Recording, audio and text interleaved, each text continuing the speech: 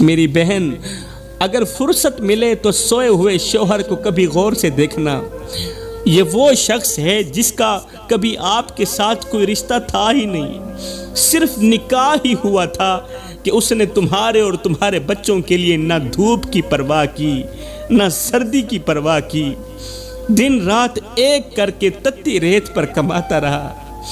اس لیے کہ مجھے کچھ ملے نہ ملے، میری بیوی کو روٹی کا ٹکڑا مل جائے، میرے بچوں کو روٹی کا ٹکڑا مل جائے۔ نہ تو یہ اپنی تکلیف کی پرواہ کرتا ہے، نہ اپنے بخار کی پرواہ کرتا ہے۔ باہر کے لوگ اسے ذلیل کرتے ہیں، سخت کام لیتے ہیں، اس نے کبھی شکوہ نہیں کیا کہ مجھ سے کیوں سخت کام لیا جا رہا ہے، صرف اس لیے کہ میری بیوی اور میرے بچے خوش رہیں، ان کی میں ہر خواہش پوری کروں۔ آج کلائنٹ بدتمیزی کر رہا ہے، آج مالک بدتمیزی کر رہا ہے، اس بیچارے نے کبھی محسوس نہیں کیا، کبھی جواب نہیں دیا، کبھی یہ نہیں کہا کہ میں تھک گیا ہوں، کبھی یہ نہیں کہا کہ اب مجھ میں ہمت نہیں رہی۔ وہ گرمی میں جلتا رہا، سردی میں کانپتا رہا، بارش میں بھیگتا رہا، مگر گھر کی دہلیز پر قدم رکھتے ہی مسکرا دیتا تھا تاکہ بیوی اور بچوں کو میری تھکن کا احساس نہ ہو۔ تھکا ہارا شوہر جب سوتا ہے تو ہڈیاں درد کرتی ہیں، جسم کا بال بال تکلیف دیتا ہے، ہاتھوں کی رگیں دکھتی ہیں، کمر بوجھ سے ٹوٹ چکی ہوتی ہے، آنکھوں میں نیند کم اور فکر زیادہ ہوتی ہے، مگر یہ بہادر خود کو حوصلے دیتے ہوئے دل ہی دل میں کہتا ہے ابھی تھکنے کا وقت نہیں، اے میرے جسم ابھی تھکنے کا وقت نہیں، ابھی تو میرے بچوں نے بڑا بھی ہونا ہے، بڑا ہونے کے لیے ان کے لیے روٹی بھی کمانی ہے، ان کے لیے کپڑا بھی کمانا ہے، ان کی ضرورتوں کو بھی پورا کرنا ہے، ابھی میرے بچوں کی ضرورتیں باقی ہیں، ابھی میری بیوی کی خواہشات باقی ہیں۔ شوہر درد میں بھی خود کو تسلی دیتا ہے کہ اگر میں ٹوٹ گیا تو میرے گھر کا سہارا کون بنے گا، اگر میں ہار گیا تو میرے بچوں کے خواب کون پورے کرے گا۔ شوہر اپنے درد کو کچھ اس طرح چھپا لیتا ہے، اس طرح چھپا لیتا ہے کہ اگلی صبح پھر اسی حوصلے کے ساتھ کھڑا ہو جاتا ہے کہ شاید آج کا دن بھی اسی جد و جہد، اسی محنت کے ساتھ گزر جائے گا، مجھے کچھ ملے نہ ملے، میری بیوی کو روٹی کا ٹکڑا مل جائے۔ اب ایک طرف وہ بیچارہ شوہر ہے اور دوسری طرف بیوی ہے، تھوڑا سا مسئلہ بھی ہوتا ہے تو ڈنڈورا پیٹنے لگ جاتی اور بار بار ایک ہی جملہ بولتی ہے کہ تو نے میرے لیے کیا ہی کیا ہے، تو نے میرے لیے کیا ہی کیا ہے۔ بیوی کا یہ جملہ سن کر شوہر بیچارہ دل ہی دل میں رونے لگتا ہے، اس کا دل اندر ہی اندر سے چیخ کر کہتا ہے ہاں ہاں میں نے کچھ نہیں کیا، ہاں ہاں میں نے کچھ نہیں کیا، اپنی جوانی تیری ہر ایک خواہش پوری کرنے کے لیے میں نے قربان کر دی، ابھی میں نے کچھ نہیں کیا۔ تتی ریت پر کمزور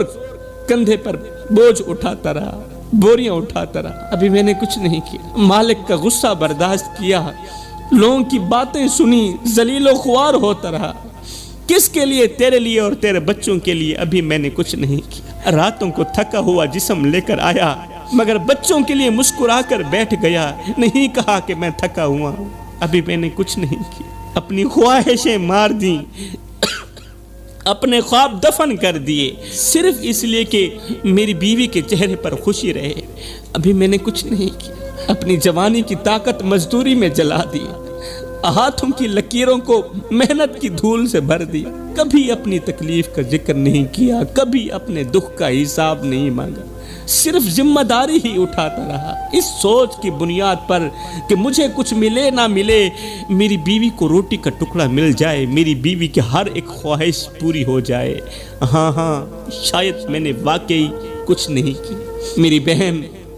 ایک لمحے کے لیے سوچ تو صحیح کہ اگر ایک دن یہ شخص تیرے گھر واپس زندہ نہ آئے تو تیرا کیا بنے گا؟ ایک دن تیرا شوہر تیرے گھر واپس زندہ نہ آئے تو تیرا کیا بنے گا؟ وہ دروازہ جو ہر شام تیرے شوہر کے قدموں کی آہٹ سے کھلتا ہے، کیا وہ دروازہ ہمیشہ کے لیے بند نہیں ہو جائے گا؟ وہ کرسی جس پر یہ تھکا ہارا مسافر بیٹھ کر سانس لیتا ہے،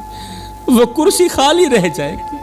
پھر تو اسی خالی کرسی کے سامنے بیٹھ کر اپنے دکھڑے سنائے گی، روئے گی، آنسو بہائے گی، مگر اس وقت کوئی جواب دینے والا نہیں ہوگا۔ پھر تمہیں یاد آئے گا کہ یہی وہ شخص تھا جو اپنی تھکن چھپا کر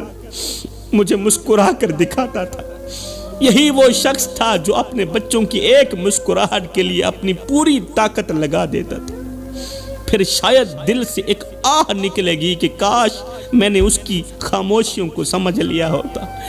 کاش میں نے اس کے درد کو پڑھ لیا ہوتا، کاش میں نے کبھی اس کے سر پر ہاتھ رکھ کر یہ کہہ دیا ہوتا کہ تم تھک گئے ہو، تھوڑا سا آرام بھی کر لو۔ کیونکہ اصل سچ یہ ہے کہ دنیا میں بہت سے رشتے مل جاتے ہیں، مگر جو رشتہ بیوی اور شوہر کے درمیان ہوتا ہے